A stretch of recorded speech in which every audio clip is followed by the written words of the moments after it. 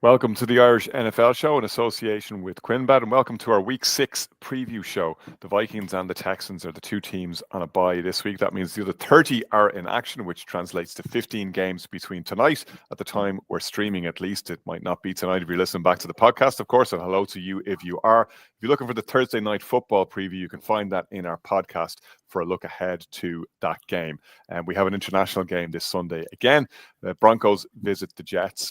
Both of them are visiting London to play that game. It's a while since the Broncos played in London, Shane. It was Tim Tebow mania in full effect the last time they were there, and he rushed in a touchdown for good measure in that game. A lot of things have changed then, but the Jets haven't really. Yeah. There's some things in the league that never change, and unfortunately, the New York Jets is one of them. Interesting matchup here. I'm looking forward to going over and seeing it live. These are two teams who will bring both sort of loud, vibrant fan bases. We notice sometimes in these European games it can be a weird mix in the crowd, especially in London. I think both of these teams do have significant fan base, even the aforementioned Jets.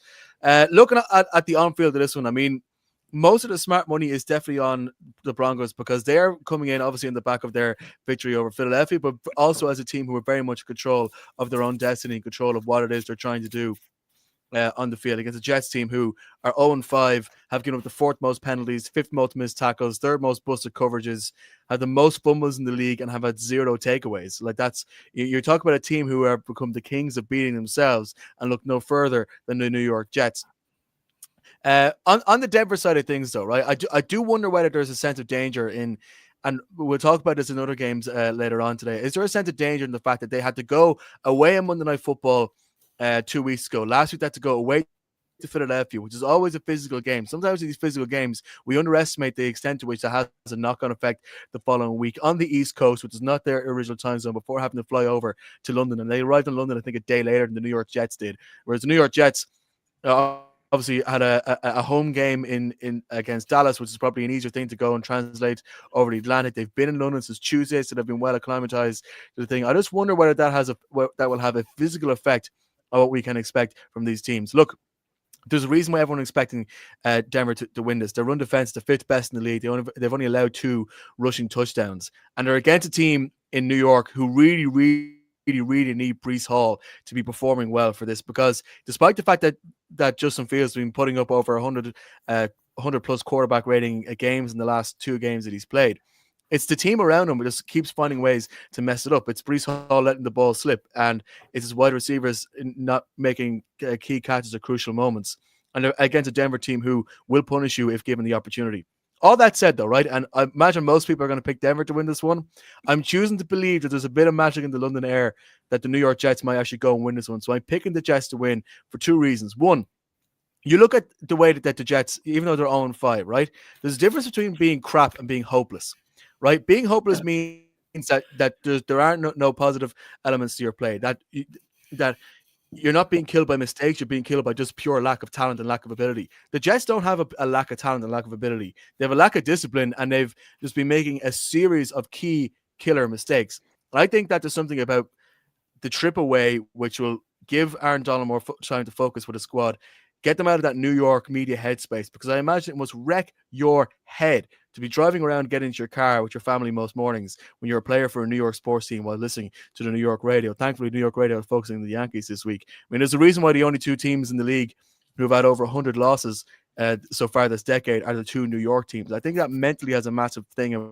Bring yourself over to London might just give you a bit more room, because if the Jets keep this relatively mistake-free, they can keep this close and maybe manage to catch a Denver team sleeping across the Atlantic. So for that reason, I think that the Jets might just edge a close one here.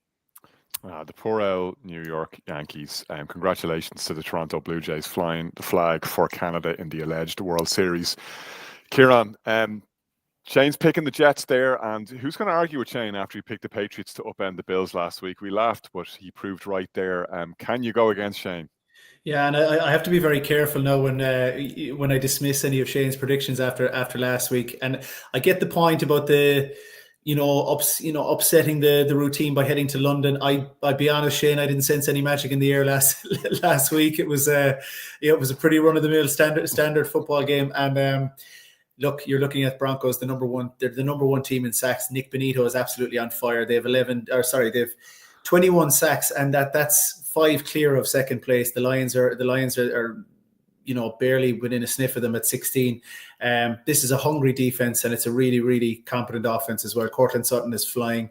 Their run game has been excellent. Bo Nix has been doing the business. Pat Surtain, that secondary is like they're just good all over the field at the moment. And after a few early stumbles, just like the AFC North hasn't panned out the way people predicted, this AFC West, and I know we did talk about it being spicy, but you're looking at what's happening to the Chargers.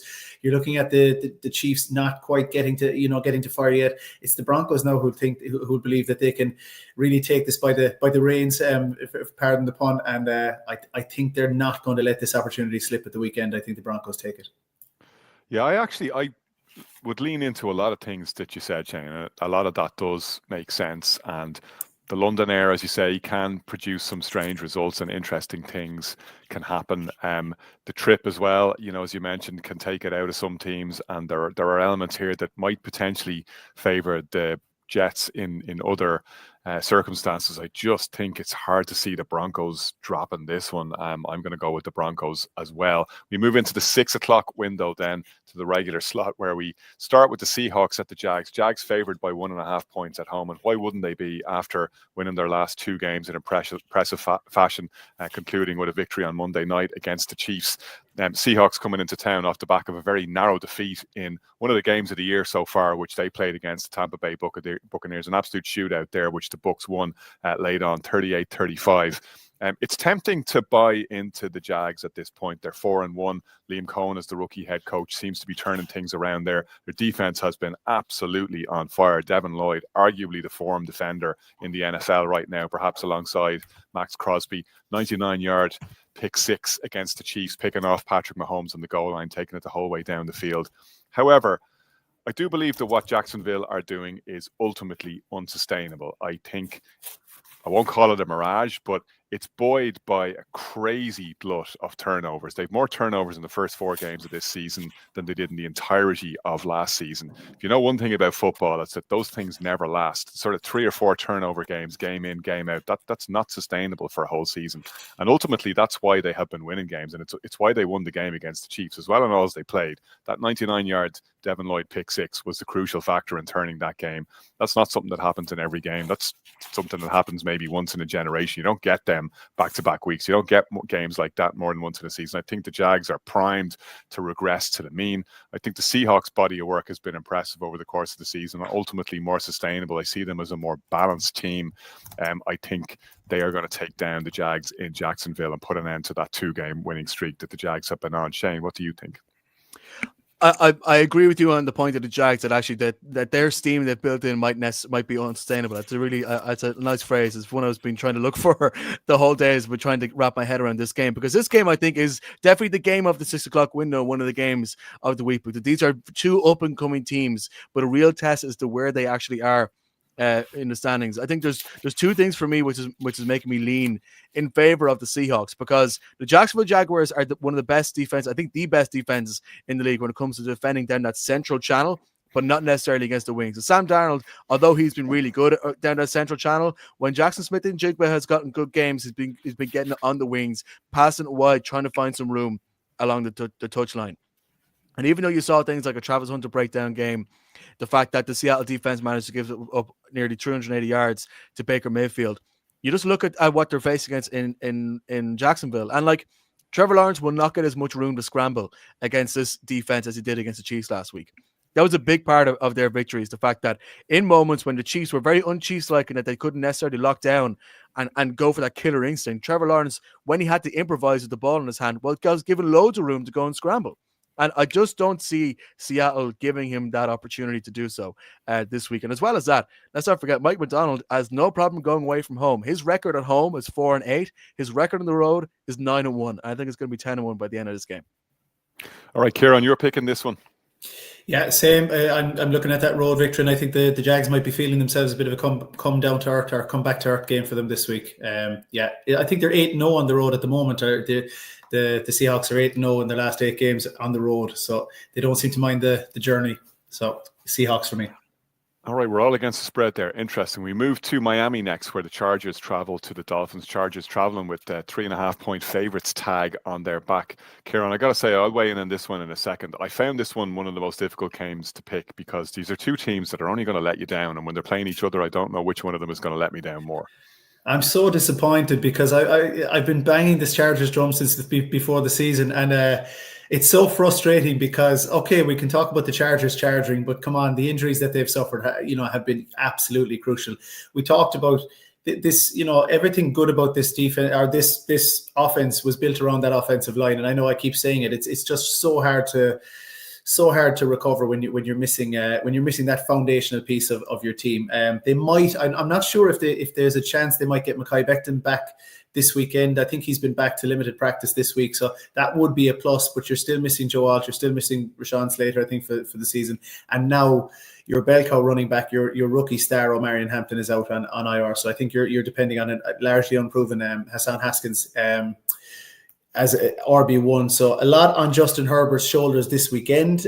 With a decimated O-line, he's going to be under pressure. And one thing that the Dolphins do well consistently is they can generate a pass rush. So you're going to have to see Justin Herbert either scramble for his life or get the ball out quickly. And you're going to need to see big games by those talented receivers that he has. Miami Dolphins, I won't keep repeating myself on the Miami Dolphins, but what I will say is they've showed a lot more heart in the last couple of weeks, even though they've been on the wrong side of results, but largely due to the fact that they still couldn't beat a Panthers team, and they let that lead slip last week. It just shows that the Miami Dolphins are more likely to charge than the Chargers this year, and I'm going to give it to the Chargers. I think the Chargers are going to overcome that adversity, should I say, this weekend. Yeah, I agree with you. I think on balance, having considered it, the Dolphins are the team more likely to let me down in the let me down derby here. One thing I'm going to watch, and I think you called out rightly, Kieran, the Chargers offensive line, which left Justin Herbert literally running for his life. Although at times he looked good when he was running for his life. He had a record for him, scramble of 41 yards downfield, lowered the shoulder as well. Gutsy play by him. They haven't been having a huge amount of luck over the past two games, and I know they've dropped two in a row. One thing that I am watching for against the Dolphins, though, and it's a shame, as you say, that O'Marion Hampton is out, but Haskins might be in luck here because the Dolphins gave up 206 yards last week to Rico Dowdle. Another thing they've been doing consistently is letting running backs run wild on them. Harbaugh would love to make that happen, no matter who's toting the ball from the backfield for the Chargers. That's a matter of whether the run blocking can stand up to the rigors of what the Dolphins are going to throw at them as to whether they can do that or not. As you say, signs of consistency from the Dolphins offense, given that the weapons that they have, they should be able to do more than they had been doing up until the last couple of games. Jalen Waddle obviously remains a huge threat for Tua, who actually, to be fair to him, and one of the biggest criticisms he gets is inability to push the ball down the field, that he doesn't have the arm. We saw him take a couple of deep shots and we saw them come off well against the Panthers last week. So that is something that gives you some amount of cheer. But I just think that the Chargers will have enough to take this one in Miami for the reasons that we've both outlined there. I don't think the Dolphins are going to come out the right side of this one. I don't think they've quit on the coach, and we suspected that they might. In fairness to them, they haven't. But I still don't think it's going to be enough. Shane? Yeah, I think the Chargers have dropped 2 ones they probably shouldn't have, and I don't think they're going to drop a third, so I'll take the Chargers here.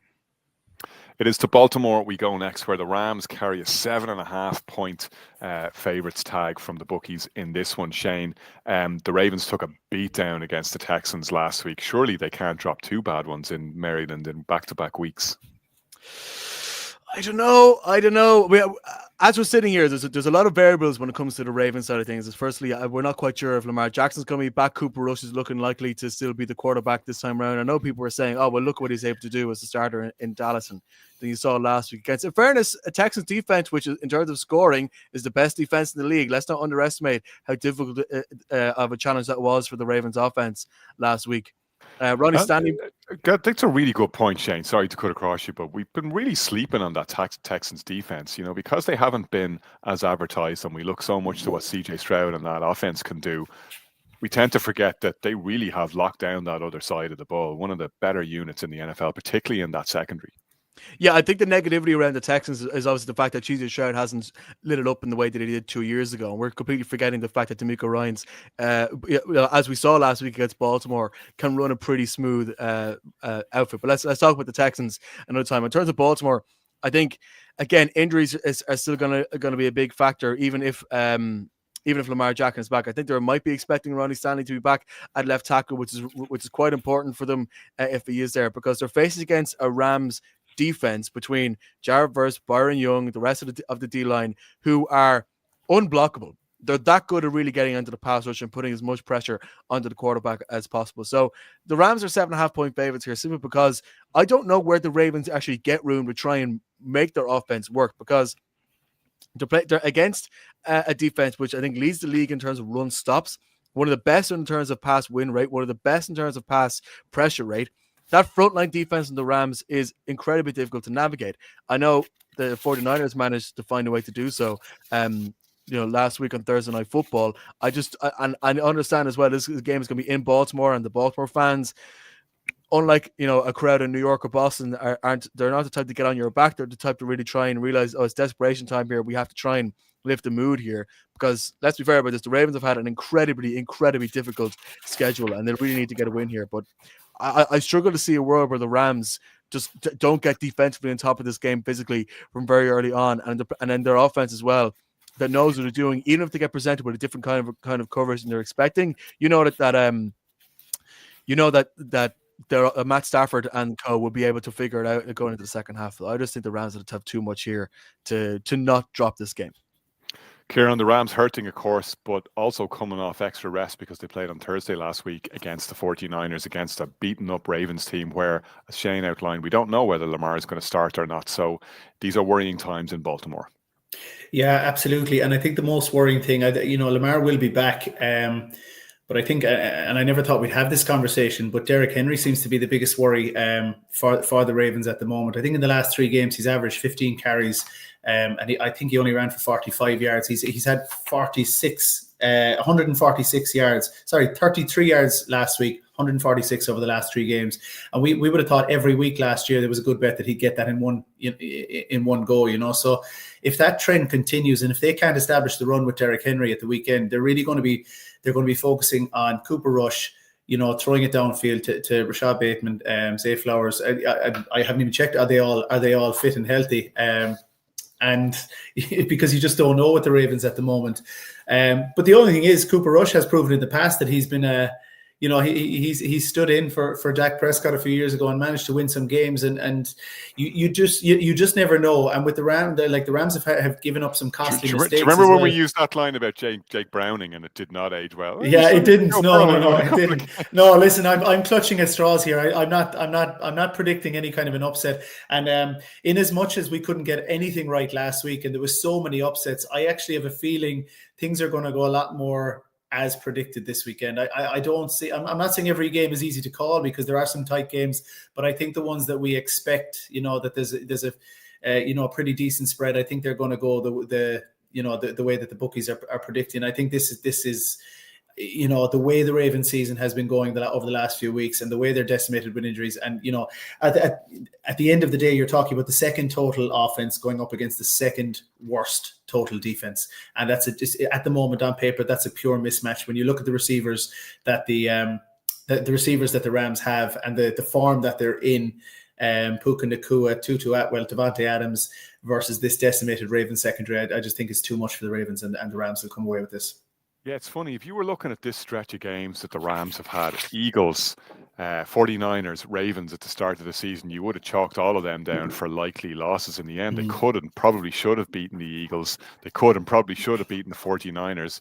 And I think they will beat the Ravens on the end of this and come out 1-2 from that stretch. It could have been so much better, but it also could have been a lot worse. Shane, one more point from you before we take a break. I just wanted. I know we are taking a break. Just for anybody who's wondering why there's only 3 of us, just have a picture to show up here. The lads are in MetLife. They have to send in. Both Brian and Kieran are trying to live it up in New York City. Let's see. So I'm interested to see how smiley they will be at the end of the night. But if you're listening to the podcast, we will describe the vision of masculinity that you just missed out on. The 2 lads in New York, absolute bronzed Adonises, the 2 of them. The glow off the screen here is blinding. Such a pity for you, Connor, that you couldn't announce them live from New York, because there was talks that they might. There's talks that they might. There were talks that they might join us, but not possible. Yeah, of course, the Giants play in New Jersey, so they're not even live from New York. Anyway, sugar. We'll take a break. You know great odds, you're in control, you always bet responsibly, and you're not afraid to choose alternatives. That's why you bet with QuinnBet. Build your own unique football bets with Create a Bet.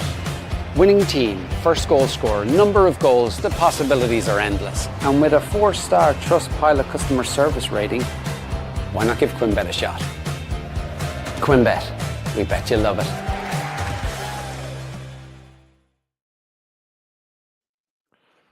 Cardinals Colts throws up an interesting matchup in Indianapolis between the two teams, with the two guys who dropped the ball heading over the end into the end zone and gave away touchdowns that cost their team games in the past 2 weeks. And Amari DiMercado for the Cardinals last week, and A.D. Mitchell for the Colts the week before.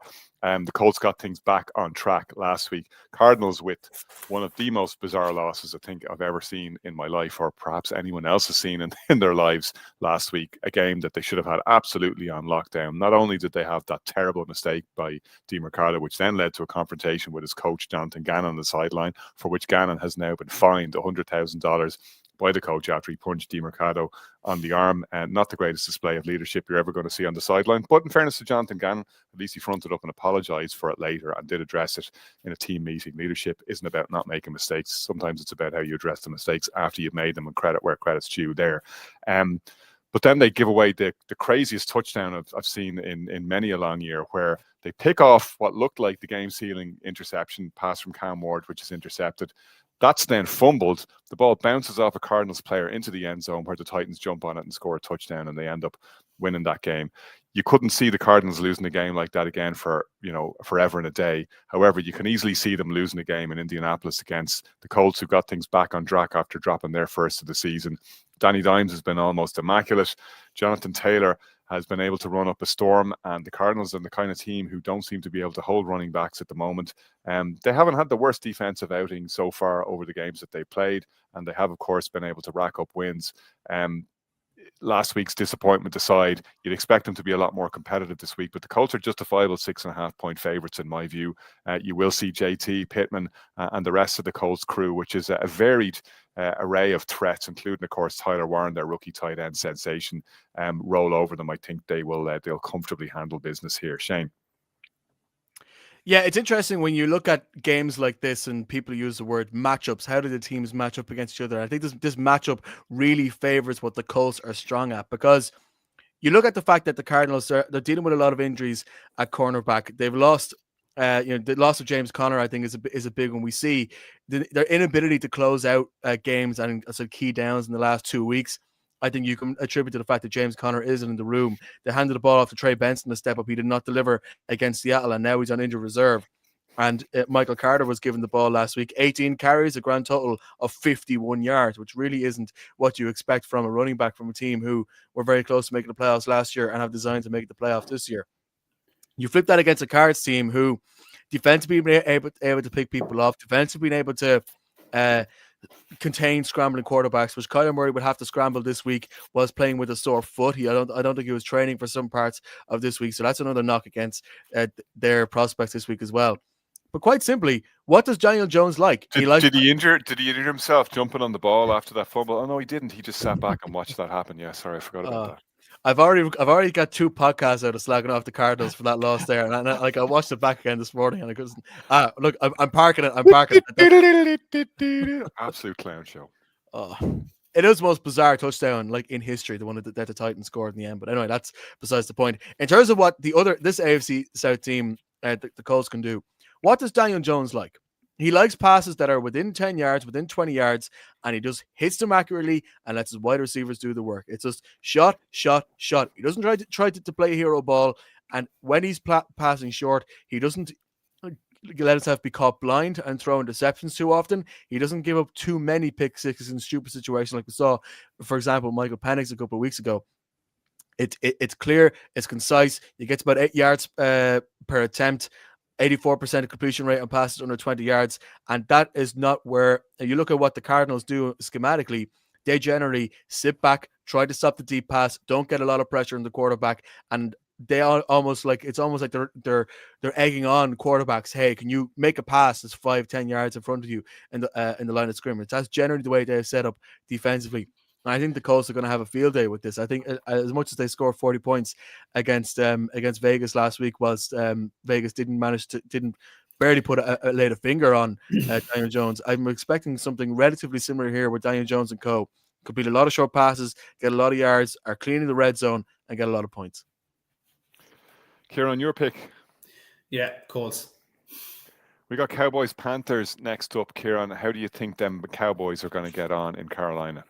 I think the Cowboys are going to take care of business. When you look at Dak Prescott, he's on an MVP trajectory and all without CD Lamb in the last couple of games. So he's just taken down a few stats. He's second in yards. He's third in touchdowns. He's first in completions, 139. He's third in QBR, 76.5.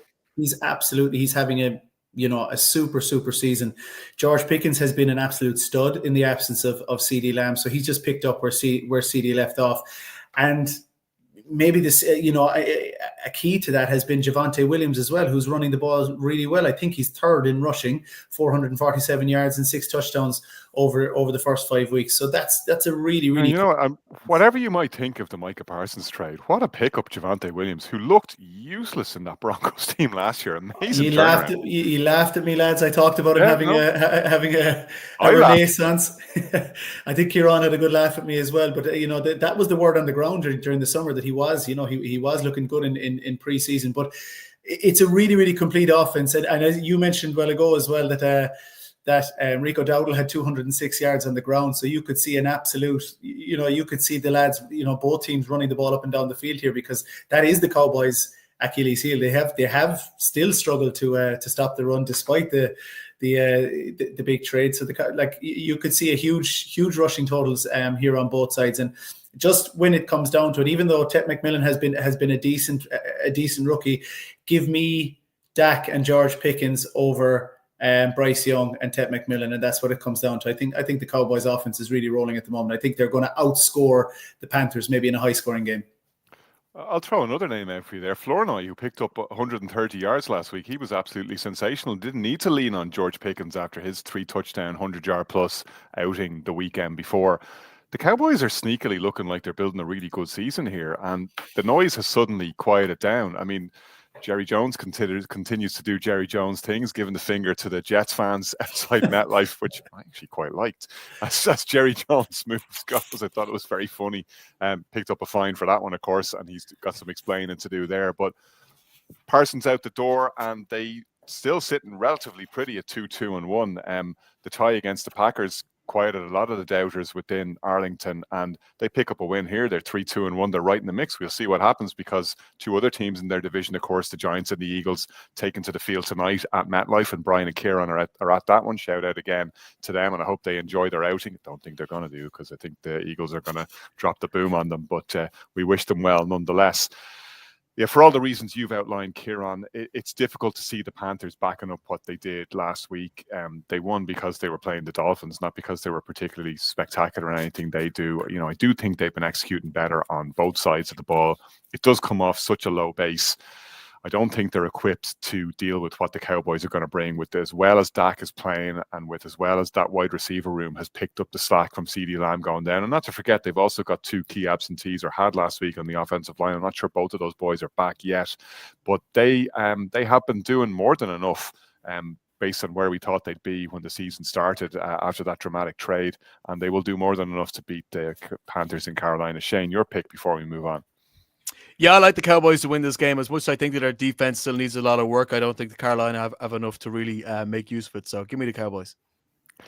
Shane, this Patriots-Saints game reminds me of when you've got to break a serve in tennis. And you used to always hear John McEnroe saying commentary, it's easier to break serve than it is to hold serve after you've broken. The Patriots broke serve last week. Huge upset of the Bills. Now you roll into the Saints, who have been one of the worst teams in football, although they did pick up a win last week. You got to hold serve here and stack those wins. This is what good teams do. The Patriots, dare we say it, are starting to look like a good team under Mike Vrabel. just starting to look like a good team now, in fairness. And I know you were sort of you were saying earlier about my pick for the upset last week. A part of that was just down to the fact that against the Bills, they seem to match up fairly well. I was talking earlier about the fact that I feel like that with the Broncos, that there's a potential that after a big emotional win that can come across London and then end up dropping one. There is a potential for that to happen here for the Patriots. So I don't think this is necessarily a lock, but I think unlike what in a couple of other of those situations where a team gets a big win in week 5 and might necessarily back it up, is just a couple of just more basic elements of the Patriots, which is starting to build out nicely. Firstly, in the Josh McDaniels system, it's starting to finally click a little bit more with Drake May. I think Drake May is building with a bit more confidence and is improvising with a bit more confidence, but in a much smarter, better way of actually being able to find his receivers. And his receivers are getting a lot better at getting that sort of that proper separation, or just being one-on-one with the defender instead of running into double or triple coverage. And that's been a big thing that Josh McDaniels has been trying to push home, and we saw that against Buffalo. I think is an area where it paid dividends. When it comes to passing down the wings again, Drake May's got the second highest rate in terms of throws outside the numbers, as they say, as opposed to going down the center. And that's an area that I think could be tricky, because they're in that area they're facing against Kool-Aid McKinstry, who did have a pretty good week last week. Let's not forget. And the Saints cornerbacks are one of the more solid elements of the defense, opposed to the frontline defense. Look, two big things will kill the Patriots. Firstly, if Christian Gonzalez, who I think wasn't training today, if he's still injured, that completely changes their deep defense, because Spencer Rattler, if given time to throw, he would go for deep balls consistently. It worked against New York Giants last week, even though he actually got the least amount of time per throw of any of the games this year, but it worked because he was more confident with his deep passes, in fairness to the work they're doing in New Orleans. And secondly, the Patriots just can't turn the ball over. One of the things that killed the Giants last week is to get the ball over 5 times. The Patriots turned the ball over a lot against the Pittsburgh Steelers only a couple of weeks ago, and it was only by the grace of God that the Steelers didn't hammer us in Foxborough. So if the Patriots just keep guns on the field and don't give up a lot of turnovers, I think they'll be able to get a victory. I'm not expecting this to be a blowout in any way, shape, or form. I don't think that this sort of great 40-50 burger that Drake May is going to throw, as predicted by some of the New England media, I just don't think that's going to happen. This is going to be a bit sloppier and messier, I think, than most was realized. But because the Patriots have a better core of sort of not making as many mistakes, their offensive line is playing better, the penalties are less so, and they're playing against an offense, I think they will be able to manage better than some of the other than the Giants did, for example, last week. I just think there's enough there to maybe get a 7-point win, a 3-point win, like a 1-score win is what I'm trying to say, against New Orleans here. Kieran, one of the things I do like about the way the Patriots approach their football, and it's very much a Mike Vrabalism, is they find something that works and they just keep hammering it and hammering it and hammering it until you stop. We saw Drake May roll out to his right again and again last week and hit Stephon Diggs. The Bills couldn't stop it or wouldn't stop it. Whichever way you look at it, they made it work for them. And the Saints are going to need to stop that. They're also going to need to be able to continue to unlock the weapons that Spencer Rattler has at his disposal, be that Alvin Kamara breaking tackles and going for explosive plays, or Raheed Shaheed taking the top off the defense. They do have ways to beat you. Will they beat the Patriots? No, I don't think they will. And you mentioned that you guys you spotted that point well, and that was more of an indictment on the Bills for not correcting that problem as well last week, about allowing Drake May to keep rolling out to the same side. You'd imagine Kellen Moore will learn a lesson or two from that. But you said it. It's Mike Vrabel, and what he's proving to be, which is what a lot of people suspected he was, which is an absolutely brilliant coach. A guy who pays attention to the details and hammers them home. And he's, I love the analogy about holding serve. It's such a good visual analogy, because it feels so appropriate, and that's what they have to do. That's what the Patriots have to do now, because that was a statement victory against the Bills, and they can't. If the Patriots are what they think they are now, which is a contender to at least push for playoff contention and maybe more, they have to hold serve, because the Saints are not one of the stronger teams in the league. they hosed the Giants last week, but that was more of an indictment on the Giants and the 5 turnovers and the self-inflicted wounds that they caused themselves, I think.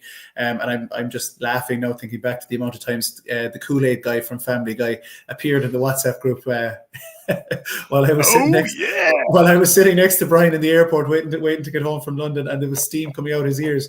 But I do think that was more the Giants imploding than the Saints being dominant. But look, give the Saints credit.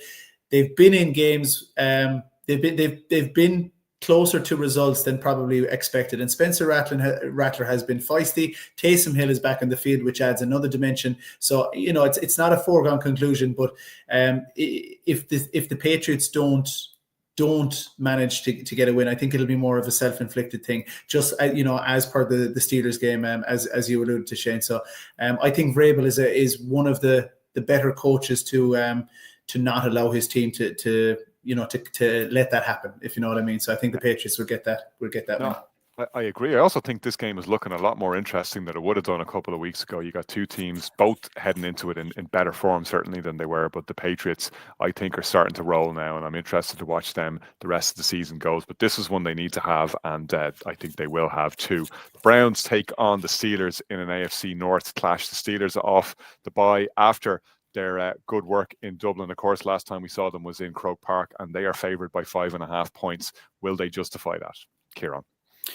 The Steelers are favoured by 5.5 points, isn't it? You said, yeah. Like we're lucky enough. We've been lucky enough to see these two teams. I've seen both of them up close and personal in the last couple of weeks, and I suppose it's no surprise that we were highly impressed by both defenses. And if there was one knock on either defense, it was at the end of the game when the Browns seemed to have things to hand. They softened up just enough to allow the Vikings roll down the field. And I would say if they're going to be in this game, and if they can manage to get a lead, they need to keep that hammer down on Aaron Rodgers at the weekend. But you're looking at two teams that have monster pass rushes. The Steelers are coming off a bye, and I think that might be a telling point as well. It might be just the grain of rice, as Paddy O'Shea said, that tips the scales. They have 11 sacks in the last 2 games. And we all know what the Browns can do with their pass rush as well. So if you look at the ground game, Judkins for the Browns has been really, really impressive over the last two weeks. But so has the ground game for the Steelers in Gainwell and Warren. Sorry, Jaylen Warren. So this could be a really old-fashioned game, ground and pound. And when it comes to the quarterbacks, it's who can get the ball out faster and protect it. And you're going to give the edge to Aaron Rodgers in that regard. Nobody's getting the ball out faster than Aaron Rodgers at the moment. I think around 2 seconds. We saw Dylan Gabriel actually in London last week. He was well able to do the same. The problem was, and I said it to Brian after about 3 quarters, it's very clear what Dylan Gabriel was doing last week. He was playing to make sure he wasn't the cause of the Browns losing. Every time there was a third down and he had to throw it outside the numbers, to take your phraseology, Shane, he threw it very high and wide. It was going out of bounds. He gave his receivers no chance. He was more a guy that looked like he was worried about throwing a pick. And maybe it comes down to maybe Rodgers shoots his shot, and maybe that he shoots himself in the foot. It could come down to that, but I think I trust Rodgers in this scenario. And I was listening to some of the commentary in the States in the last couple of days, and they, and the point that was being made was, if Dylan Gabriel is going to progress, he has to take what he did last week, which was play a really clean game. And I thought he did well for his first start, but he is at some point going to have to take control and take some shots to allow the Browns to go and win it, to go and finish the job, so to speak. But if in a tight game, I'm going to give it to the Steelers just for that, for those reasons. Yeah, I think it is a tight game, like you say. I think this is one of your classic AFC North fight for a knife in the mud type affairs, and I think it's probably going to be closer than the 5.5 point spread suggests. I think the Steelers are a team with flaws. I don't think the Browns are quite a good enough team to explore or take advantage of those flaws. The Steelers secondary has been sneaky bad this year, and their defense is monstrous up front, but quite light at the back. We saw the Jets take them apart. We saw them give up. They've given up an alarming QB rate in the secondary, and the top has been taken off this defense all too easy on a couple of occasions this year. We saw the Vikings come roaring back when they were in obvious passing situations and just had to sling the rock to try and erase a 2-possession deficit in Dublin. The Steelers very nearly coughed that one up. It's either TJ Watt taking you apart up front and that, Steelers blitz happy front. They're one of the most blitz happy teams in the league, really bringing back that Blitzburg moniker. Your point, Kieran, on Dylan Gabriel is so well made. The Browns did exactly the right thing in encouraging him and enabling him to get out the ball quick, hit those checkdowns, hit those mid-range passes, not go for too much, which is why he finished with less than 200 yards passing. He didn't throw a pick, though, and he did take care of the ball well. It's a really good outing for a rookie in a big spot against a defense that, as we know, is one of the best in the league and one of the most difficult to play against. And, there's a reason why Brian Flores has only ever lost once to a rookie quarterback, and that was Trevor Lawrence back in the Jags first season when Flores was head coach of the Miami Dolphins. That was a really difficult outing for him. However, unfortunately, the one thing that he's not equipped to do is to take advantage of the flaws that I just outlined in the Steelers' defense.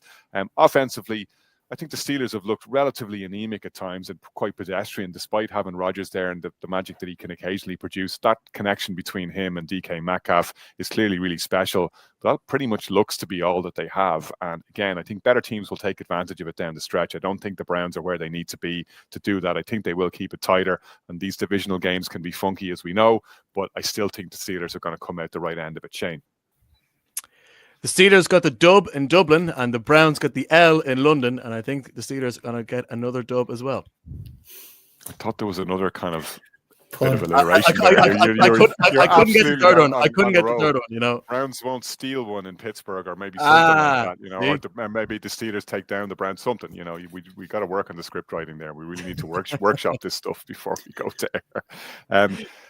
Titans Raiders is our final game, the first game, I should say, in the 9:00 window. Raiders 4.5 points in Vegas. Titans coming off that crazy win, as we said, against the Cardinals. That's a trick that's very difficult to repeat. They needed so many things to go in their favor. And look, they moved the ball well, and we saw Cam Ward being able to move it down the field. And we saw a little bit of life in that Titans receiver room. Calvin Ridley is not necessarily the guy you want to be hanging your hat on, but then Geno Smith for the Raiders isn't necessarily the quarterback you want to hang your hat on either. He's the leader in the interception charts in the league, not necessarily where you want to be. They do benefit, though, from a guy who looks like he's decided he wants to be the defensive player of the year this year in Max Crosby, who's been an absolute monster. Cam Ward is not as well served by his offensive line as you would like a rookie quarterback to be. I think Max Crosby is going to make hay here. I don't think the Titans are going to find life as easy as they did against the Cardinals last week when the Cardinals went to sleep. I think this is a perfect get-right game for the Raiders at home.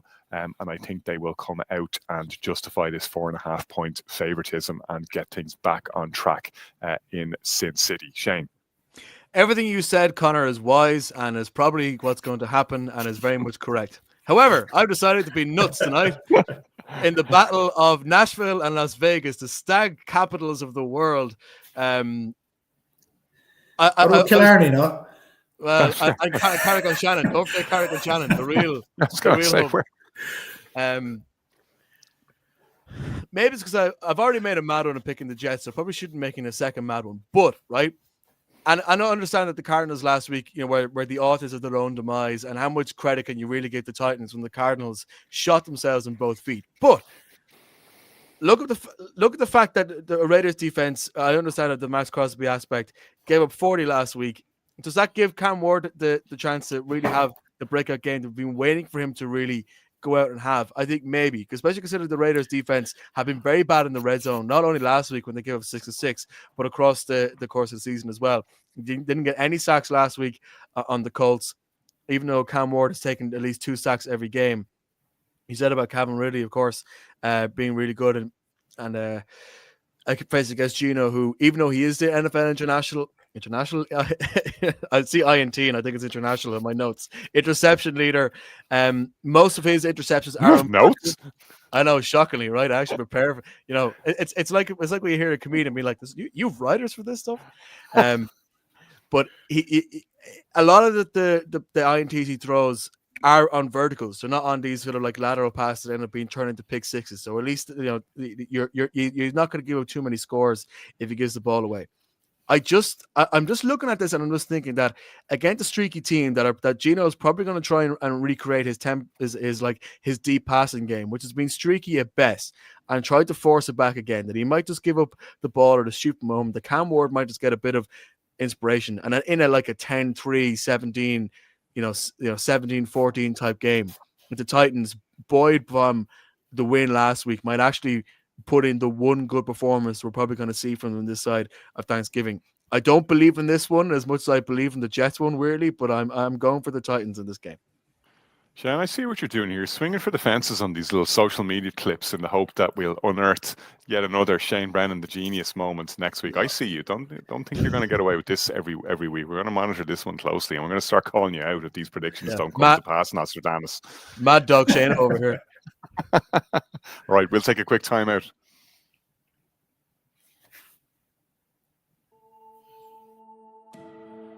This is Ireland. Rugged, wild, and endlessly captivating. A land shaped by history, where ancient castles whisper stories of the past. Where world-class links golf connects you to breathtaking landscapes. And where centuries of craftsmanship and culture are blended to produce world-class whiskies, savoured as music and laughter fill the air.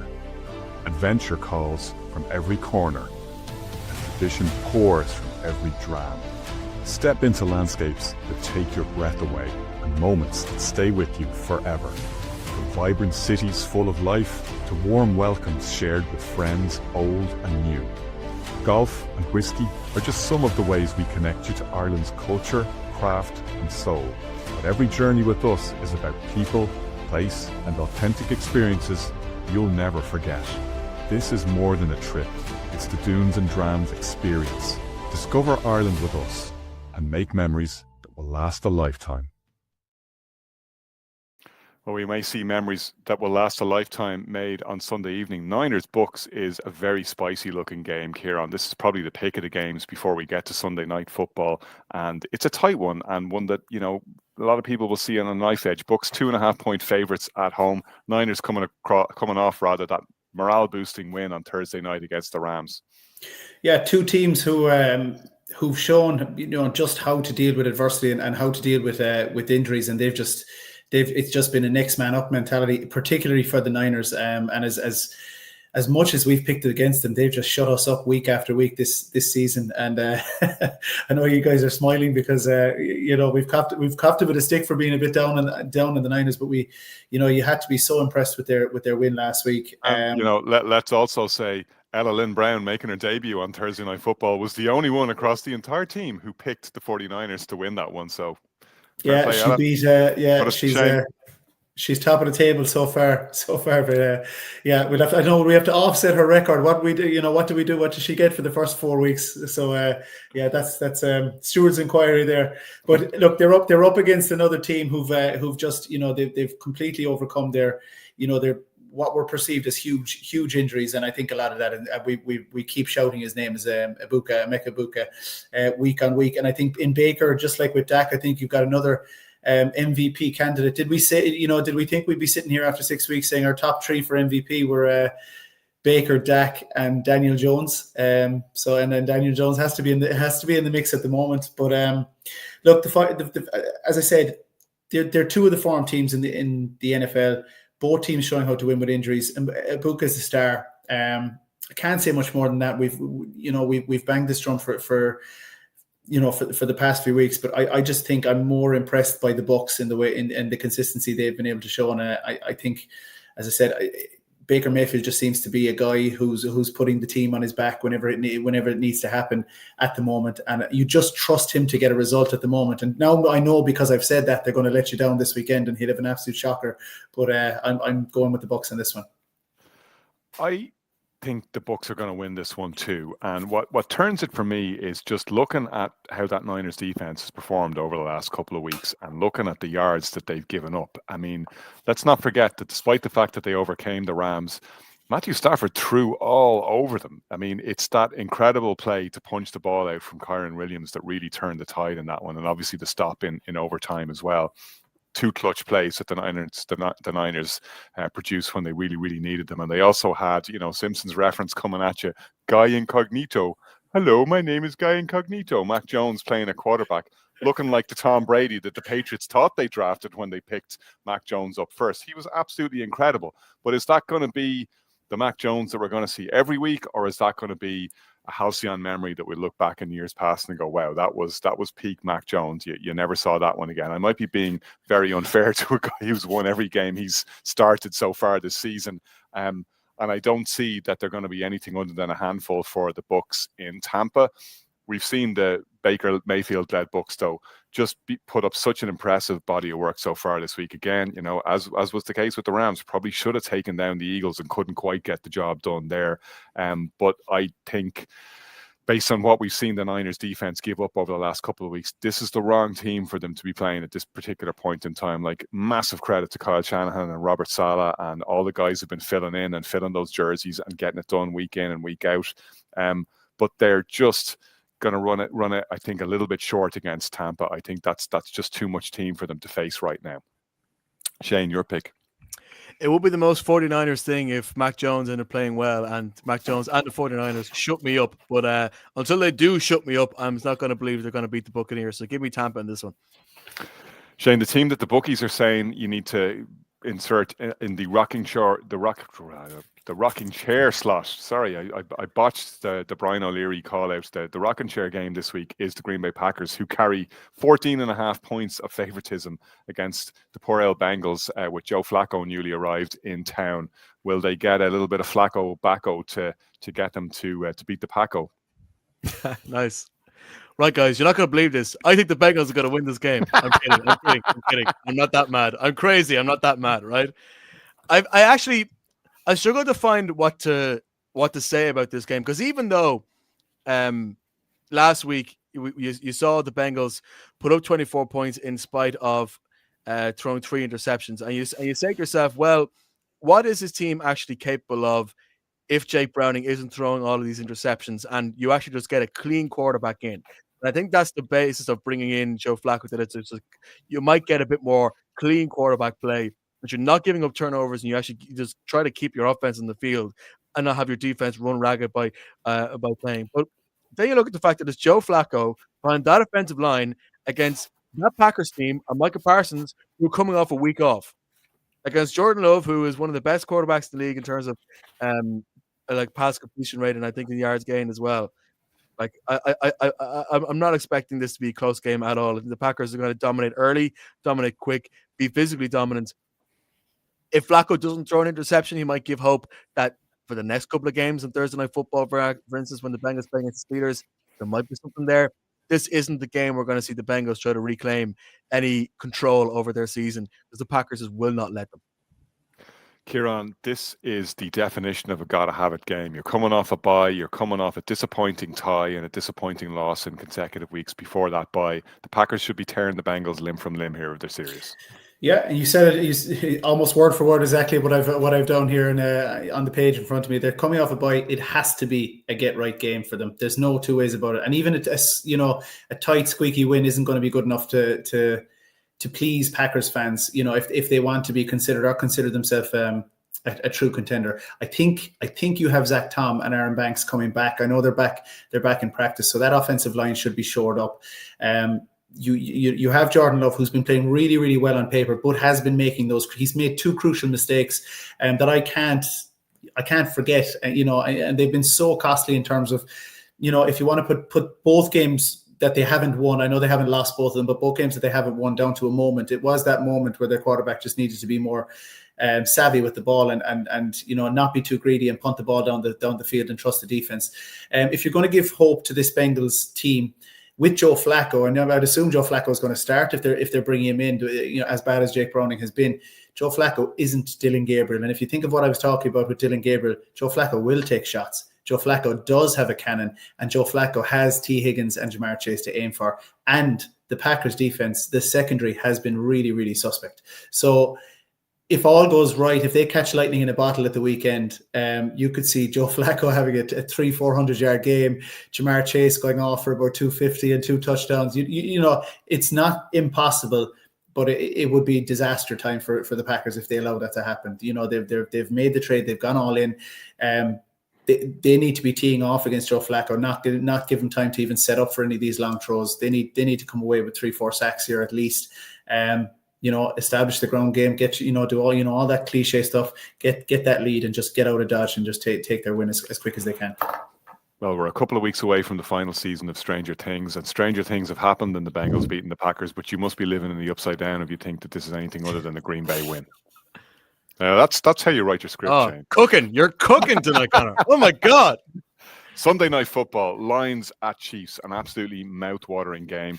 Chiefs coming off that really disappointing loss for them at Arrowhead against the Jacksonville Jaguars, who had that crazy Trevor Lawrence fall, stumble, get up again, escape the clutches of Chris Jones, who was left with some egg on his face, and get into the end zone.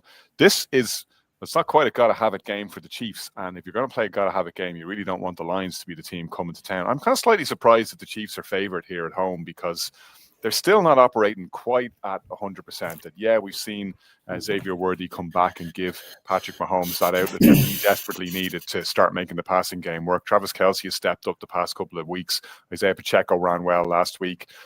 Chiefs defense has been doing its best to kind of manfully keep them in games, although let them down in a big spot against the Jaguars last week. Let's not forget that. The Lions, to me, are the form team in the NFL right now. They are looking right back to their big bad best. I particularly enjoyed what they did in that David Montgomery homecoming game in Cincinnati, letting him throw, never mind run, but throw a touchdown pass. Gibbs and Montgomery both got into the end zone last week at the 14th time that both running backs have scored touchdowns in the same game. That is an NFL record. The Lions seem to be able to just exert their will at the moment. They seem to be able to do whatever they want to do on teams. I think they're, as we said a couple of weeks ago, they seem to be playing so angry since your Packers beat them in week 1, Kieran. They seem to be really genuinely have whatever Dan Campbell is saying to them. They seem to have a chip on both shoulders, which means that they're both incredibly angry and perfectly balanced. Defensively, they've been so strong. Aiden Hutchinson, welcome back, Aiden Hutchinson. Boy, what an impact he's made. But everyone's delivering in the secondary branches there. Anzalone came up with a turnover, with a pick last week. They're firing on all cylinders. The Chiefs aren't.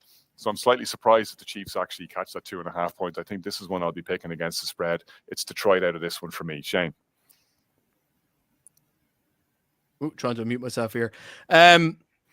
This is a really interesting game to watch. I also agree with you. I have no idea why the Chiefs are coming into this as favorites. I understand there's the Arrowhead factor, but I mean, what about the way that the Lions have played so far since that game in Green Bay would make you think that they would be the underdogs to anybody in this league in any situation? Because they've been so physically dominant. You look at their offensive line between Penny Sewell, Graham Glasgow, I think is the way that's pronounced. His move to center has worked really well. Christian Mahogany, his run blocking has been excellent. The offense has been average over 35 points a game. Is that not the best name for an offensive lineman, Mahogany? Oh my God! Just so laying the wood. Yeah, I know. Teak tough. You got that for me, Sorry. Anyway. All right. But even if you look at the fact that in the run game, they're so strong and they have the offensive line to back it up. In the pass game, they're so strong. They have the best completion percentage in the NFL. They're 12-2 in terms of touchdown and INT. That's out of Jared Goff stat, by the way, after Christian David Montgomery had a pass last week.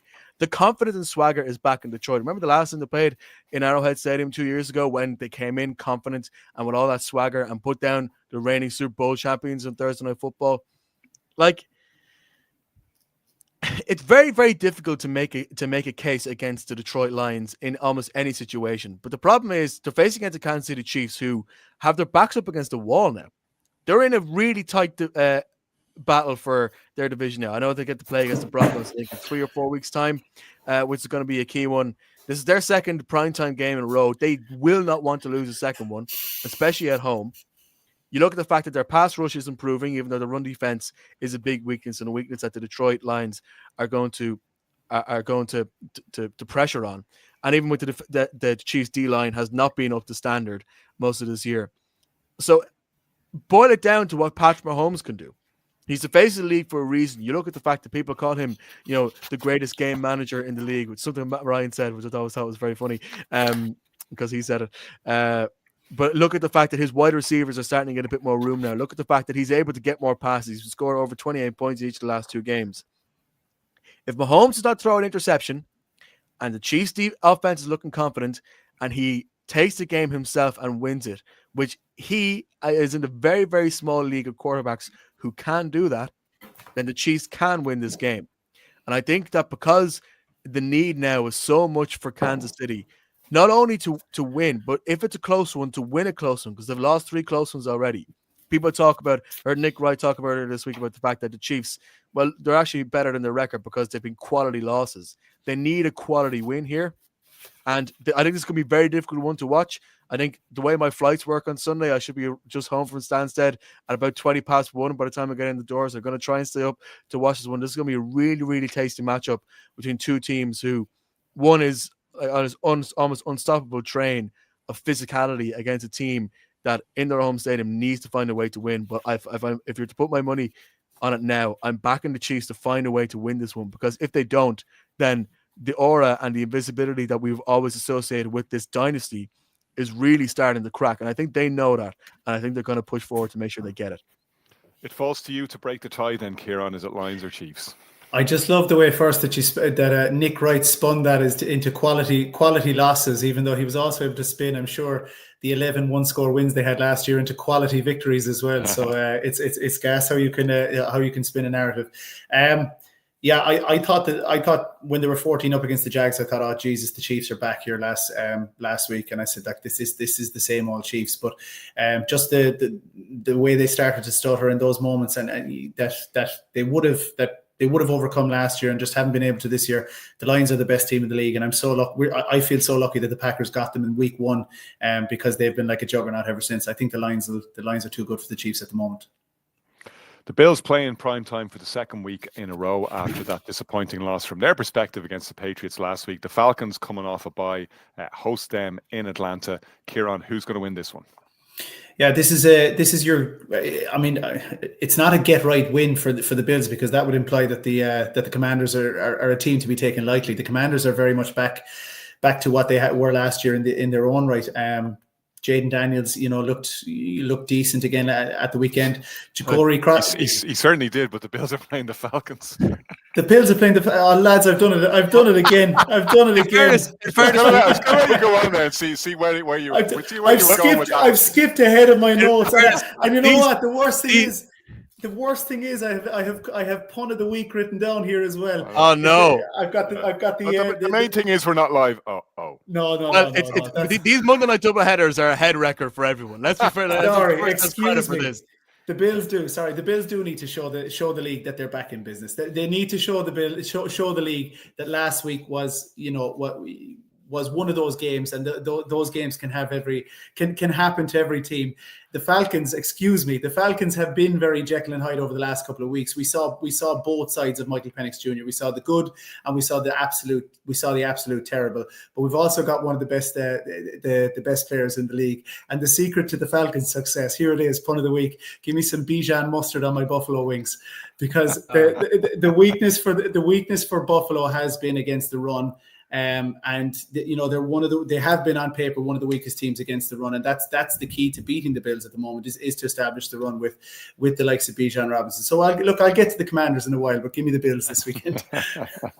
The Falcons have been pretty reliable on the back end of their defense against the pass. They've given up fewer yards per game, believe it or not, than any other team in the league. Fewer passing yards than any other team in the league. And considering they played the Bucs among the teams that they played on the Vikings, that's not an achievement to be sniffed at. I know sometimes records lie at the start of the year and teams can look a lot better than they are just because they haven't played anybody worth playing, and so they pad their stats a little bit. And that's something I'd be kind of watching out for in terms of the Bills passing attack this weekend. We talked about it on Monday in our recap show about how sometimes the Bills just can't get out of their own way. They just don't seem to self-scout properly. They don't seem to be able to diagnose problems in the way that some of the better teams do. If you compare the Bills, say, to the Andy Reid and Steve Spagnuolo Chiefs, and how they can flip around in the second half and how they can diagnose what's gone wrong and put it right, the Bills sometimes stubbornly stick to the same game plan or get away from something that is working and leave themselves exposed. I think we need to see them reestablish the run again this week. We need to see them fix some of the flawed play that they displayed against the Patriots last week. Look, credit the Patriots for what they were able to do defensively, and they did bamboozle Allen and that Bills offense. They also, as we said, kind of shot themselves in the foot, the Bills, by just, not seeing what was in front of them and allowing May and the Patriots to pretty much execute the same play over and over again. Couldn't get to grips at all with Stephon Diggs, who was playing his revenge game. If they can't get to grips with Bijan, as you say, Kieran, then they're in serious trouble against the Falcons.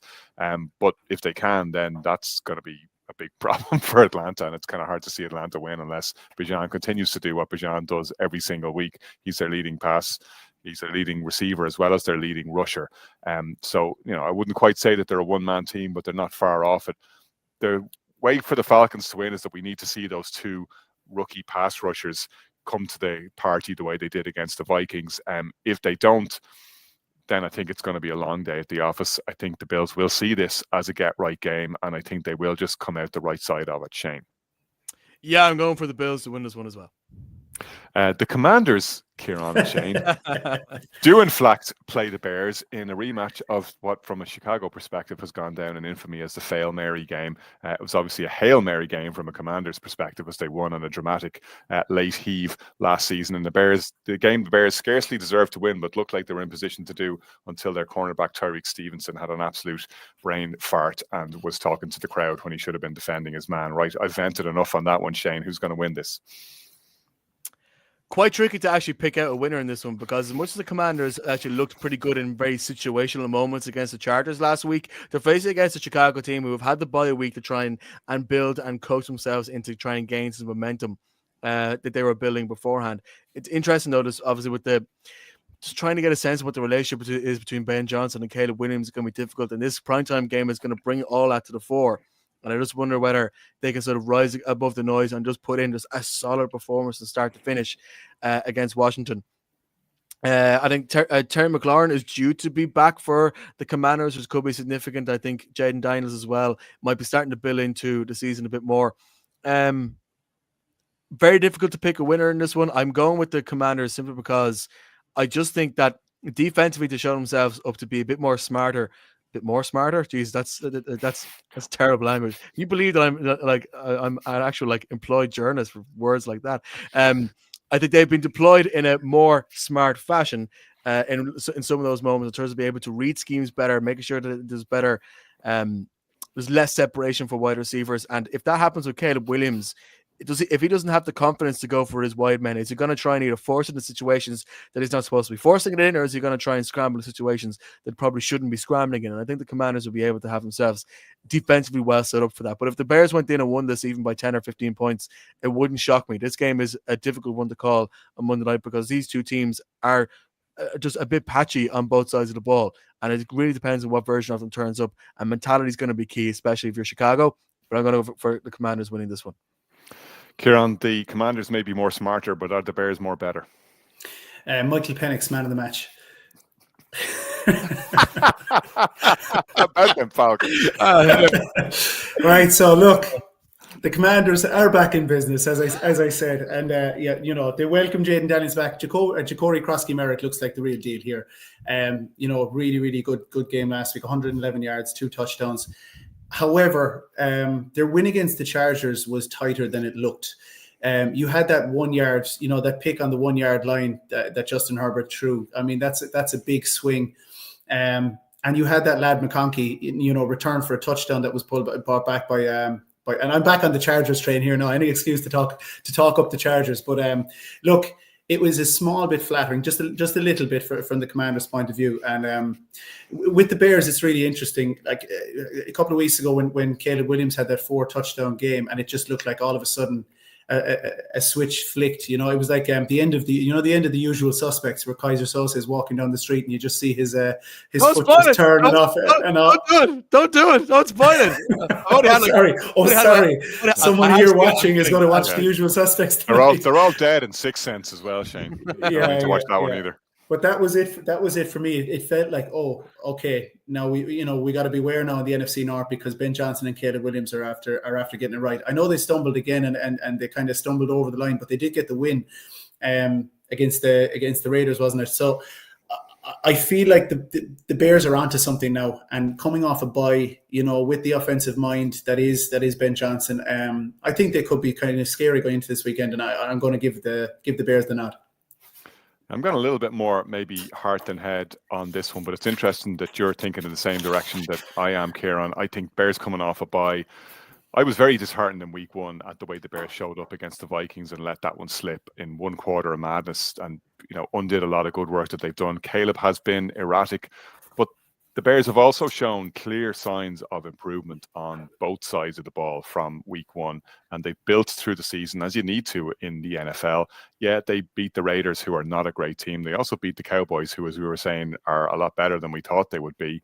And coming off a bye, I fancy them to do something here. I also think this is a fixture that has been circled in Chicago diaries ever since last season. And I'm sure that when Ben Johnson came on board, there were 3 games that he had circled in the calendar. The 2 games against the Packers, and there was this game against the Commanders. That this is just one that the Bears have to lay down a marker on. They cannot go in and let the insult of, the way they coughed up that game against the Commanders last year stand. This is something that they very much need to erase and get past if they're going to fulfill the promise that they are now showing. And I think they empty the tank and they find a way to win this weekend. And I think coming off the bye is the perfect starting point for that. I think the Bears are going to win this one. And that concludes our week 6 picks. You can stay tuned, of course, for Thursday night football tonight and enjoy that game, as Kieran and Brian will, in MetLife Stadium, as the Giants travel, or rather host the Eagles at MetLife. We'll be back with you very soon.